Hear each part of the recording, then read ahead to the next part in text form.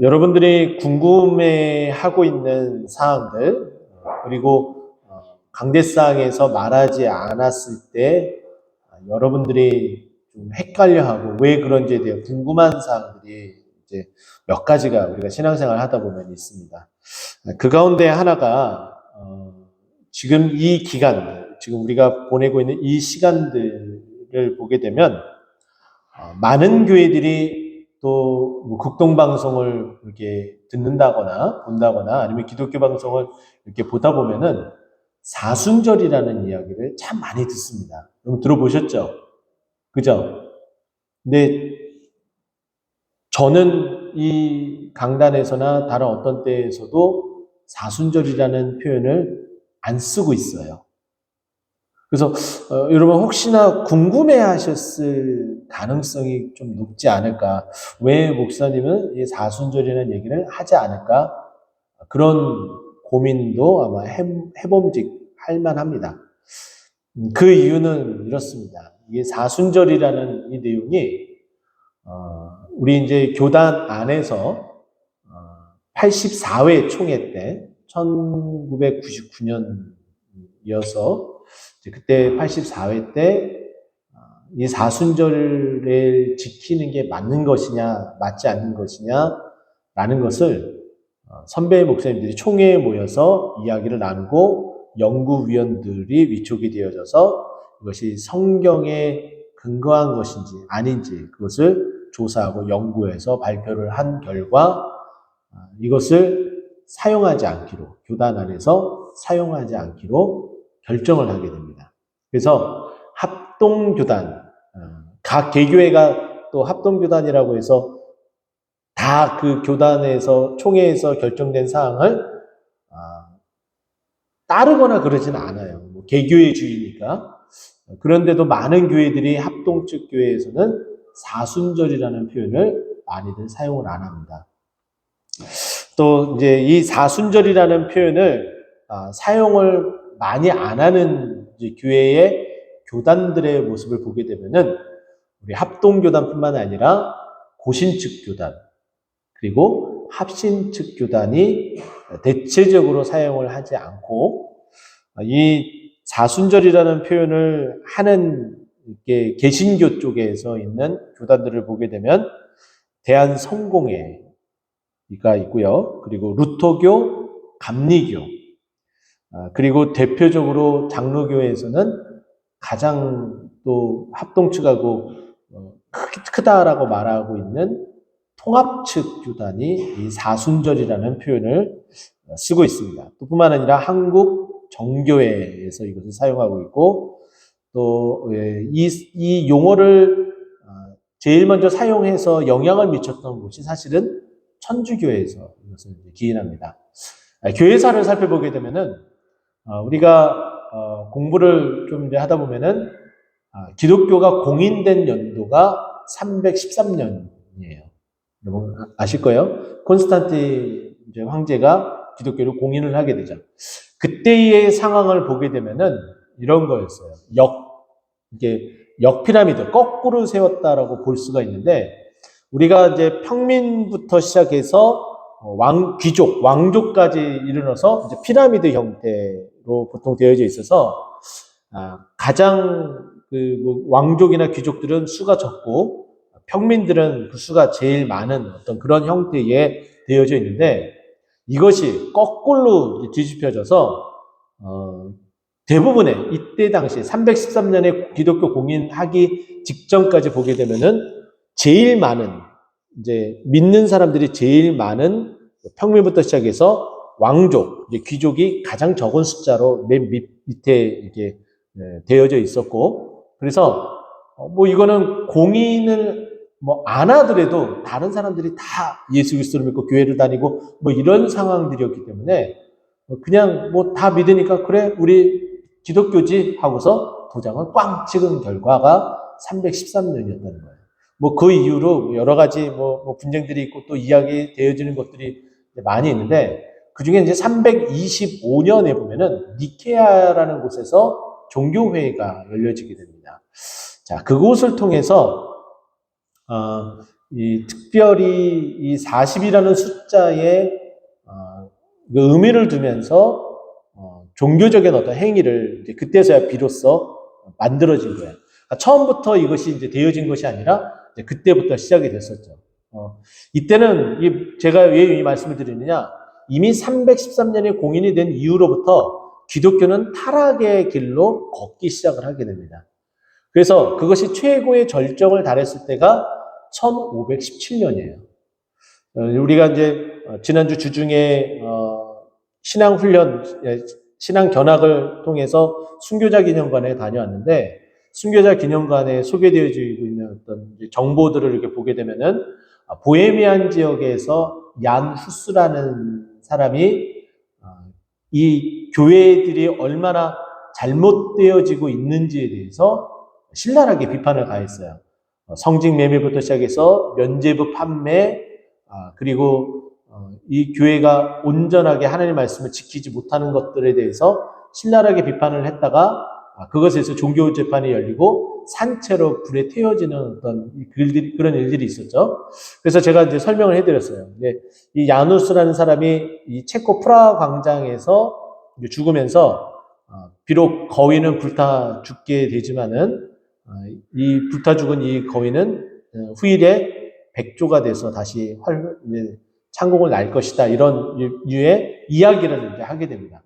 결국은 야누스가 죽은 후 100년 후 1517년에 약 100년 후에 마틴 루터가 나타나서 이제 종교개혁이 일어나게 되는 어떤 모습이 보여지고, 또 심지어는 이제 마틴 루터가 종교개혁을 시작을 했지만은 여러 곳에서 지대한 영향을 미쳤었던 사람이 장로교의 신학의 근간이 된다고 우리가 말들을 많이 하죠. 존 칼뱅이 이 종교개혁에 더 확실하게 성경적 근거를 가지고서 이야기를 하는데, 이 40일을 지키는 것에 있어서 이거는 자기 자신을 위한 종교적인 어떤 그런 행위에 지나지 않는다라고 이야기를 했어요. 그래서 이 부분들이 나중에 이제 후일에 한 500년이 지나고 나서 1900년도에 이제 다다라서 칼바르트라는 신학자가 이것은 우리가 지켜야 될 정통신학이다라고 이야기를 해요. 그래서 우리 교단은 칼바르트의 그 신학을 따르진 않지만 통합 측은 그 부분들에 있어서 많이 좀 그의 그 정통신학을 좀 많이 따라가는 분들이 있어요. 그렇기 때문에 이 사순절이라는 표현을 그들 자체에서 만들고 이렇게 활용을 하고 있게 돼요. 근데 이 사순절이라는 이 표현이 왜 문제가 되느냐? 이 천주교에서 기인한 이 이제 표현들이 사실은 그 영어로 표현하면 렌트라는 단어이고요. 또 이것이 봄을 뜻하는, 봄에 이제 만개하는 어떤 그런 이제 단어의 뜻을 이제 가지고 있고, 또 이것이 재수요일로부터 시작해서 사순절이 이제 40일이 시작이 되는데, 주일을 제외한 부활절까지의 40일간의 시간들이에요. 그래서 그걸 한 6주, 뭐 이렇게 46일, 뭐 해서 47, 8일, 이 정도 시간이 소요되는데, 이 기간 동안에 뭐 금식을 한다거나, 아무것도 이제 뭐 묵상을 한다거나, 이렇게 해서 신앙적인 어떤 도움이 되게끔 그런 표현들을 하는 거는, 뭐, 우리가 그렇게 해서 도움이 된다라는 것은, 뭐, 부정할 수는 없습니다. 도움이 되겠죠. 하지만은 그것이 가지고 있는 이들이 왜 이렇게 시작이 됐는지에 대해서 살펴보게 되면은 이것은 한낱 자기 자신을 드러내기 위한 종교적인 행위에 불과하다고 많은 이제 전통으로 신앙을 성경에 입각해서 지키려고 하시는 분들이 그런 이야기들을 이제 하고 있는 거예요. 가령 예를 들자면은 이런 거죠. 이 사순절은 사실은 사육제라는 이 말과 함께 같이 연결되어져서 오게 됩니다. 사육제가 뭐냐? 육식을 열심히 먹는 어떤 그런 부분이에요. 근데 사순절이 되면 그것을 금해야 되잖아요. 그러니까 이 금하기 전까지 실컷 먹자라는 것이 카니발의 어떤 형태입니다. 사육제의 어떤 형태예요. 그러다 보니까 우리가 알고 있는 브라질의 카니발 뭐 이런 것들이 뭐 먹는 것, 술 마시는 것, 또 성적으로 금욕을 또 해야 되니까 그것을 푸는 것, 이런 모든 잡다한 어떤 죄악들에 대한 모든 것들이 이 사순절, 그들이 말하는 그 사순절에 들어가기 전에 다 경험을 아주 뭐 소위 말해서 충만하게 다 경험을 하는 거죠. 그렇게 다 경험을 하고 고해성사를 하는 거예요. 천주교회 고해성사를 하는 거예요. 그럼 죄가 다 사해지고 이때로부터 해서 이제 나는 정말 경건하게 살아야 돼. 요 기간만 그렇게 해서 지내는 것이 사순절의 원래 시작된 어떤 모습이라는 거죠. 제가 그 오전 예배 드리면서 제가 말씀을 드렸죠. 우리가 정말 그러면 고난 주간에는 그러면 꽃도 못 즐기고 뭐 이래야 되는 이런 말씀을 드렸잖아요. 우리가 그래서 제가 마지막에 어떤 표현을 썼냐면은 우리가 정말 우리를 위해서 고난 받으시고 십자가 벽에 돌아가신 이 일들을 우리가 사실은 매일같이 묵상을 해야 된다라고 말씀을 드렸어요. 근데 이 특정한 기간 동안에만 그렇게 하는 것이 도움이 되지만 그렇게 해서 그것만 해서 내가 이번 사순절 기간 동안에 금식하고 묵상하면서 하나님의 큰 은혜를 받았다 이렇게 말하는 것이 어떤 종교적인 어떤 뽐냄을 위한 마치 바리새인들이 많은 사람들이 오가는 길거리에서 나 금식했소라는 것을 티를 내고 또 손을 들고 기도하는 어떤 형태와 별반 다를 것이 없다는 거예요. 그래서 그것을 매우 우리가 경계해야 된다는 거예요. 또 한편으로는 이런 거예요. 이 모습이 라마단의 어떤 모습과 매우 유사한데 라마단은 이슬람들이 기도하는 금식 기도하는 기간입니다. 30일 동안 기도를 해요. 근데 그 기간이 이 사순절 이 기간하고 겹치는 일들이 굉장히 많이 있습니다. 그런데 이슬람 사람들이 어떻게 금식을 하느냐? 하루 종일 금식하는 게 아니에요. 해가 뜨면 금식을 하고 해가 지면 다시 먹는 거예요. 그게 온전한 금식이라고 볼 수가 있나요? 아니잖아요. 그러면서 우리는 30일 동안 금식 기도를 했다. 이렇게 얘기를 하는 것이 그들의 모습이에요. 그러니까 그들도 결국은 뭐예요? 종교적인 행위에 지나지 않는다는 거죠. 그래서 우리 교단 그리고 성경이 말하고 있는 40이 주는 어떤 숫자적인 어떤 그런 의미들 예수님이 40일 금식을 하셨고 또 모세가 시내산에 올라서 40일 동안 하셨고 다 좋습니다. 다 좋은데 우리가 그런 부분들을 따르기보다는 제가 말씀드렸던 것처럼 늘 우리를 위해서 고난당하신 예수 그리스도를 묵상하면서 지내야 되는 것이 맞고 또 우리가 필요에 따라서 정말 내 마음에 감동을 주면 그렇게 해야 되는 것이지 어떤 특정한 기간을 두고서 우리가 그렇게 하는 것은 바람직하지 않다. 근데 오랜 교회의 전통, 정말 진정한 교회 전통, 성경에 입각한 교회 전통의 어떤 모습들을 보게 되면 부활절을 지키며 그 예수님이 실질적인 고난 가운데 있었던 마지막 한 주간만 예수님의 그 고난의 그 일정들을 우리가 보면서 묵상하면서 정말 우리 주님이 이런 고난을 당하셨는데 이 고난이 내가 실질적으로 당해야 될 고난이구나. 이렇게 우리가 묵상하면서 일주일간 그렇게 하는 것이 우리가 바람직하다라고 보는 거죠. 그래서 여러분들이 이번 한 주간은 정말 그렇게 경건한 어떤 모습 가운데에 예수님의 그 발자취를 따라서 묵상하면서 이렇게 지냈으면 좋겠고, 많은 기독교 방송이나 많은 주위에서 말하는 어떤 사순절의 어떤 그런 의미는 성경이 말하고 있는 어떤 내용이기보다는 천주교로부터 유래된 어떤 그 신앙의 모습이고, 그것이 사실은 많이 퇴색되어진 어떤 그런 모습을 조금은 좀 완화시키고 또 도움이 되게끔 바꿔진 것이기 때문에 사람들이 그렇게 생각하면 이제 사순절이다 세상에서 이렇게 얘기하면은 이제 예수님의 그 부활의 날이 점점 다가오고 있는 거구나 그렇게 인지를 하시고 우리가 매일같이 예수 그리스도의 그 고난에 대한 부분들을 묵상하며 또 감사하며 살아가는 여러분들이 되었으면 좋겠습니다. 또 우리 주님께서는 우리가 그것을 끊임없이 묵상해서 신앙적인 어떤 믿음이 자라나고 하는 그런 것들을 좋아하시죠. 좋아하시는데 우리가 정말 우리 주님께서 원하시는 것 중에 하나는 뭐냐면은 우리가 기뻐하는 거예요. 할렐루야. 그러니까 우리에게도 말씀하셨잖아요. 항상 기뻐하라. 예, 기뻐하는 거예요. 근데 그런 것들을 계속 이렇게 뭐 40일 동안 만약에 그렇게 한다 치면은 40일 동안 우리 주님이 우리를 위해서 고난받으셨는데 우리가 어떻게 기뻐해요? 또 한 가지. 예수님께서 십자가에 못 박혀 돌아가신 그 날이 금요일이잖아요. 그죠? 이 금요일을 우리가 우리나라 말로써 표현할 때 성금요일이라고 표현을 합니다. 성금요일. 많이 들어보셨어요? 자, 그런데 이 성금요일을 영어로 표현하면 뭐라고 표현하는지 혹시 아세요? 굿 프라이데이라고 표현합니다. 예수님이 돌아가셨는데 왜 굿이라는 표현을 써요? 예수님이 돌아가셨기 때문에 우리가 죽음을 면할 수 있었다. 그래서 감사하고 정말 이것만큼 좋은 하나님의 선물이 없다라고 표현해서 굿 프라이데이라고 표현을 하고 있습니다. 그렇죠?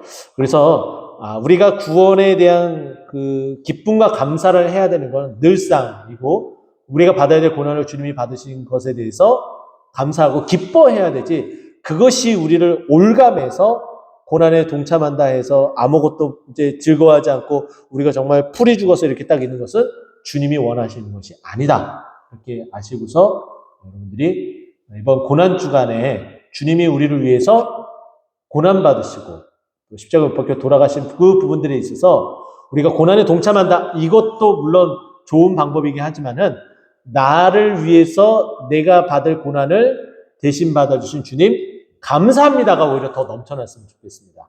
할렐루야. 네. 자, 그러면 이 이야기를 뭐 짤막하게 제가 뭐 간단하게 말씀을 드렸다면은 오늘 본문의 내용을 여러분과 함께 나누면은 이렇습니다. 우리가 이제 2명의 사사를 우리가 함께 봤고 오늘 이제 3명의 사사 이제 나오게 됩니다. 세 번째 사사는 우리 여기 나와 있는 것처럼 삼갈이라는 사람입니다. 31절에 보면은 에웃 후에는 이라는 표현이 나와요. 에웃 후라는 것은 에웃이 죽은 후를 말하겠죠. 그래서 4장 1절 말씀을 우리가 읽지는 않았지만 잠깐 시선을 내려서 보게 되면 에웃이 죽으니 이스라엘 자손이 또 여호와의 목전에서 악을 행했다. 자, 지금 사사기를 보게 되면은 동일한 패턴이 계속해서 나와요. 이스라엘 백성이 여호와 앞에서 목전에서 죄악을 행합니다. 그러면 하나님께서 그들에게 진노를 쏟아붓게 되죠. 그래서 우리가 지난 시간에 왼손잡이 에웃에 대해서 봤던 것처럼 모압과 암몬 그리고 아말렉이 이들을 제압하고 또 이들을 괴롭게 하기 위해서 하나님께서 징벌을 가하게 되죠.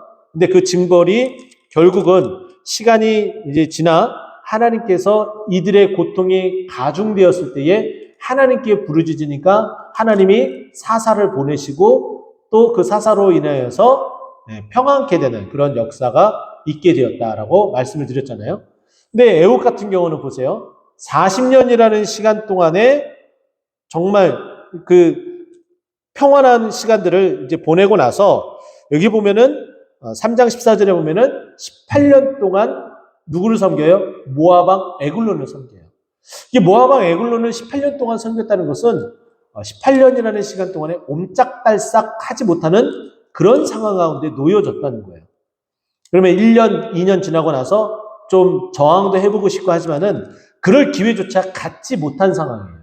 그러니까 시간이 점점 지나면은 아무것도 할 수 없는 상황이죠. 제가 한 가지 말씀을 드리면 이래요. 자, 우리나라가 1910년에 일본에 의해서 수탈을 당했습니다. 그로 인해서 정말 힘들고 어려웠었던 그 시절 가운데에 좀 저항하기 위해서 3.1운동이 시작이 되죠. 3.1운동이 언제 시작이 됩니까? 1919년에 일어나게 돼요. 그러니까 무려 9년이라는 시간 동안에 참고 참았었던 그 응어리가 응축이 돼서 폭발을 하게 된 거예요. 근데 그것을 어떻게 했어요? 우리는 그러니까 비폭력으로 저항을 했는데 일본은 그 저항으로 인해서 자신들이 이게 좀 어려움을 당할 수 있을 것 같으니까는 무자비하게 총칼로 제압을 해버립니다. 우리가 잘 알고 있는 것처럼. 자, 그렇게 돼서 이 이후에 민족 말살 정책을 위해서 창씨 개명도 하고 일본어로만 학교에서 수업을 받게 하고 민족 말살 정책을 하면서 정말 이 나라가 정말 잿더미가 되는 상태가 돼버려요. 폭탄에 의해서가 아니라 문화적인 정신적인 그런 말살 정책으로 완전히 무너지게 되죠. 시간이 점점 9년째는 저항할 수 있는 힘이 있었지만은 시간이 점점 지나면서 저항할 수 있는 힘이 점점 없어져 가는 거예요. 그러니까 얼마나 힘들었겠어요. 그러니까 이 땅에 살 수 없으니까 만주로 가서 독립군이 만들어지고 했지만은 그 힘은 매우 미미하고 약했습니다. 근데 갑자기 불현듯 해방이 찾아왔어요. 이 나라 이민족이 잘해서요? 독립군이 훌륭해서요?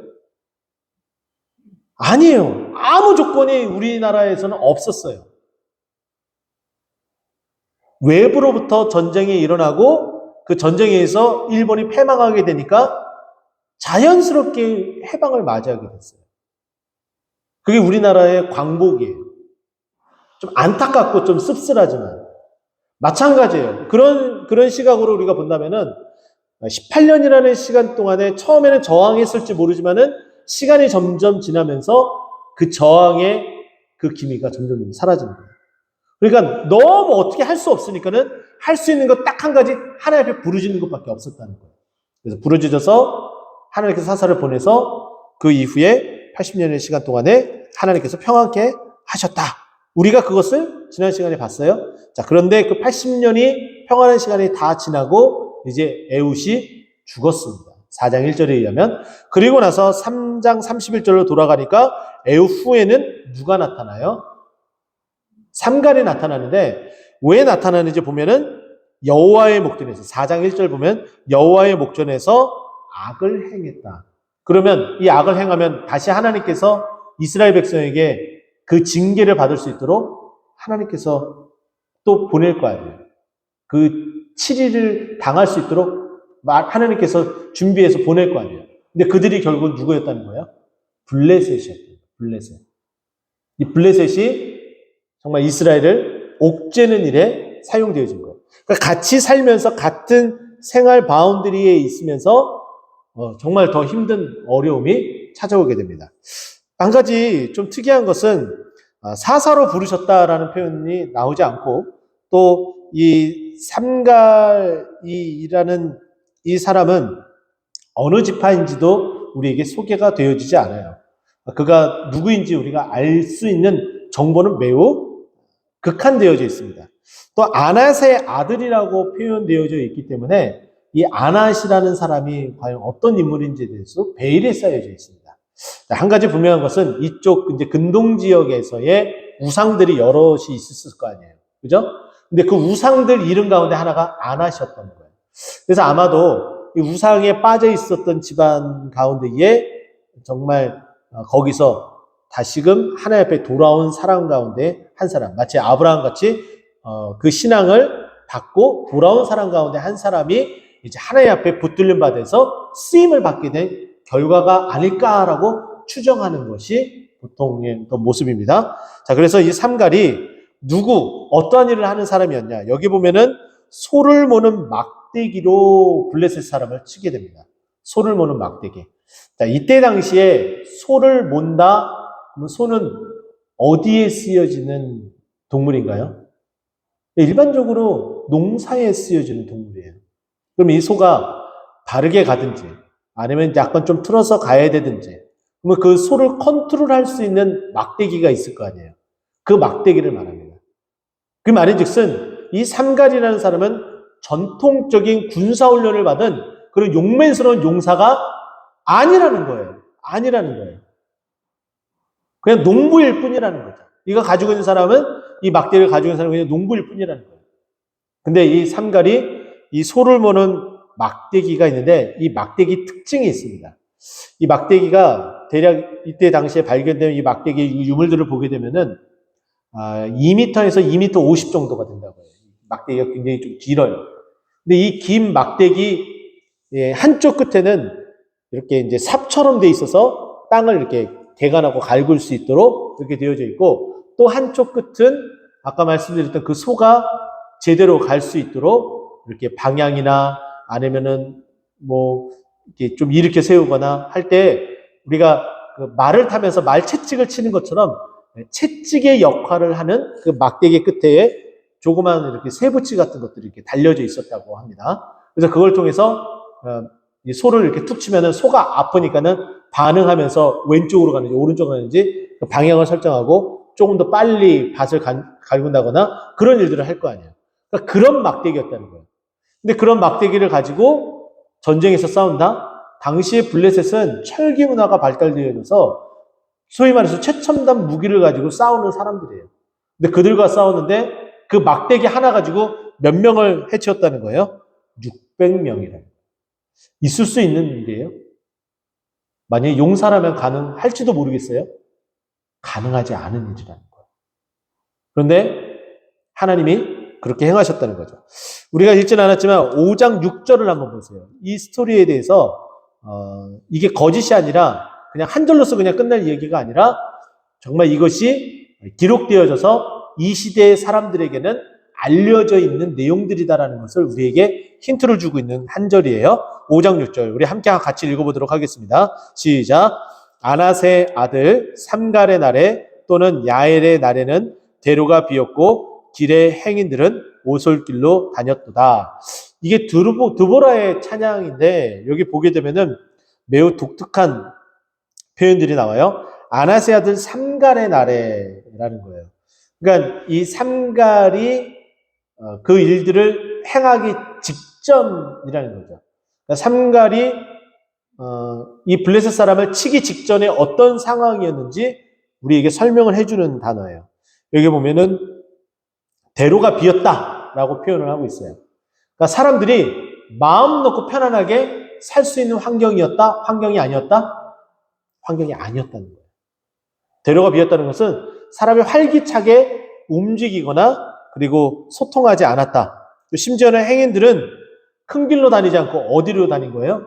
오솔길로. 괜히 큰 길로 다녔다가 블레셋 사람 만나면은 낭패를 보는 일들이 있으니까는 그것을 피해 다녔다는 거예요. 오솔길로. 어떻게 하든지 그 어려움을 봉착하지 않기 위해서. 그러니까 그런 상황 가운데 이 삼갈의 날이 삼갈이 정말 그 소모는 막대기로 블레셋 사람을 600명이나 해치웠다라고 우리에게 말을 해주고 있는 거예요. 이것이 기적이죠. 우리가 처음 사사를 봤을 때도 온니엘도 마찬가지지만은 하나님께서 여호와의 영이 그에게 임했기 때문에 그 역사가 나타났고 또 우리가 두 번째 사사에 있었던 에훗 같은 경우도 마찬가지겠죠. 우리가 봤었던 것처럼 하나님께서 한 구원자를 세우셨다. 그들을 위해서 한 구원자를 세우셨다. 특히 에훗은 왼손잡이가 그냥 왼손잡이가 아니라 뭐라고 제가 말씀드렸어요? 히브리어 원어를 보게 되면은 오른팔에 장애가 있는 사람이었다라는 표현이라고 그랬잖아요. 그렇게 핸디캡을 가지고 있는 사람도 하나님께서 사용하시니까 큰 일을 행할 수 있는 그 모습들. 어느 누구도 할 수 없었던 18년의 그 치욕과 같은 그 시간들을 뒤집어서 80년의 시간이라는 시간 동안 행복하게 이제 더 이상 모압과 암몬과 아말렉이 더 이상 넘볼 수 없는 그 상황을 만들었었던 장본인이 하필이면은 한 팔이 없는. 그런데 그 사람을 하나님께서 쓰시는 거예요. 왜요? 이것은 힘 있는 장수가 사람의 힘으로 한 것이 아니라 무엇 때문에? 하나님이 하시면은 이와 같은 일들도 가능하다라는 걸 보여주기 위함이에요. 마찬가지예요. 오늘 말씀도 마찬가지죠. 정말 이 삼갈이라는 이 사람은 아무것도 할 수 없는 자예요. 사실은 농부이고 또 그의 출처도 불분명하지만 하나님께서 행하시니까 여기 보게 되면 마지막 절에 보면은 그도 이스라엘을 구원하였다라고 우리에게 소개를 해줍니다. 저는 이 부분을 읽으면서 특별히 한 사람이 저는 머릿속에서 좀 생각이 났어요. 여러분도 다 아시는 사람인데 다윗이 저는 생각이 났습니다. 여러분 다윗을 한번 보세요. 다윗이 자기에게 익숙한 무기를 가지고 골리앗에게 다가갑니다. 그것은 칼과 창과 방패, 갑옷이 아니라 자신이 평소에 어떻게 양을 치면서 사용했었던 막대기와 물맷돌을 가지고 나아간 거예요. 그러니까 자신에게 가장 익숙한 거를 가지고서 그곳에 나가서 그것 가지고서 물리친 거죠. 근데 다윗은 얘기합니다. 하나님께서 나에게 곰과 사자를 물리칠 수 있도록 해주셨다라고 고백을 하는 거예요. 마찬가지겠죠. 이 삼갈이라는 사람도 자신이 용맹스러워서 이것을 정말 잘 다루기 때문에 정말 그것을 통해서 블레셋 사람 600명을 죽인 것이 아니라 하나님께서 행하신 거예요. 그래서 시편 3편 8절 말씀 보면은 구원은 여호와께 있사오니 주의 복을 주의 백성에게 내리소서라고 있어요. 자, 다시 한번요. 구원은 누구에게 있다고요? 여호와께 있사오니. 구원은 누구에게 있다고요? 여호와께 있사오니. 자, 그런데 오늘 3장 31절 말씀 보면은 그도 어떻게 했다고요? 이스라엘을 구원했다. 이 말인즉슨 구원이 누구에게 있다? 여호와께 있는데 그도 이스라엘을 구원했다라는 것은 그가 여호와로 말미암아 여호와의 힘을 입어서 이스라엘을 구원했다. 이렇게 연결시켜서 우리가 말씀을 해석할 수가 있는 거죠. 자, 그러면 다시 정리합니다. 이 블레셋 사람들이 쳐들어왔어요. 무엇 때문에요? 이스라엘 백성이 4장 1절에 보니까 어떻게 했기 때문에? 여호와 앞에 악을 행했기 때문에. 그 목전에서 악을 행했기 때문에 똑같은 패턴으로 너희를 악을 행했으니까 그것에 대한 징계 받아 블레셋 사람 보냅니다. 그러면 어떻게 해요? 다시금 이전의 패턴, 똑같은 패턴처럼 기도하죠. 하나님 앞에 기도하죠. 이스라엘 백성이 우리에게 정말 이와 같은 이 힘들고 어려운 시절을 벗어날 수 있도록 해주세요. 지금 우리는 대로로 다니지 못하고 오솔길로 이렇게 피해 다니는 이런 상황 가운데 있습니다. 이게 드보라 찬양 5장 6절에 있는 말씀을 인용하면서 제가 설명한 거예요. 그런 상황으로서 고백을 하니까 이제 하나님께서 이제 삼갈의 날을 허락해 주신 거예요. 하나님이 선택하신 거예요. 그가 어느 누구일지라도 하나님이 선택하면은 하나님이 쓰임받는 사람은 하나님의 능력으로 일하지 다른 어떤 능력으로 행할 수 없다는 거예요. 결국은 우리도 마찬가지입니다. 우리가 이름이 유명하던 유명하지 않던 우리가 하나님 앞에 쓰임 받는 하나님의 일꾼이 된다는 것은 우리가 어떤 일을 할 때에 우리 힘으로 하는 것이 아니라 하나님께서 주신 힘으로 한다는 거예요. 교회는 바로 그렇게 세워져야 됩니다. 어느 누구의 특정한 인으로 인해서 그렇게 좌지우지되는 교회가 돼서는 절대로 아니 됩니다. 그래서 오히려 우리 교회 우리 성도님들이 한 사람 한 사람씩 마음을 모으고 뜻을 모으고 또 일을 할 때도 혼자 하는 것이 아니라 같이 움직여서 큰 일들을 하나씩 해 나감으로 말미암아 정말 삼갈과 같은 하나님 앞에 쓰임받는 그 사람들이 정말 많았으면 좋겠어요. 특별한 재능이 없어도 하나님께서 그 일에 충성하는 그 자기 농사를 짓는데 충성하며 살아가는 그 사람이 하나님 앞에 쓰임 받으면은 이스라엘도 구원할 수 있는 그 구원의 그 은혜가 펼쳐지는 그것이 정말 하나님이 기뻐하시는 교회이고 하나님이 이끌어 가시는 방법이다라고 말씀드릴 수 있는 거죠. 그래서 우리 모든 성도님들이 이제 코로나도 이제 마무리가 이제 되어지고 이제 일해야 될 일들이 많아지는데 우리 모두가 힘을 다해서 주님의 영광을 좀 드러내는 우리 모두가 되기를 간절히 축원드립니다. 기도하겠습니다.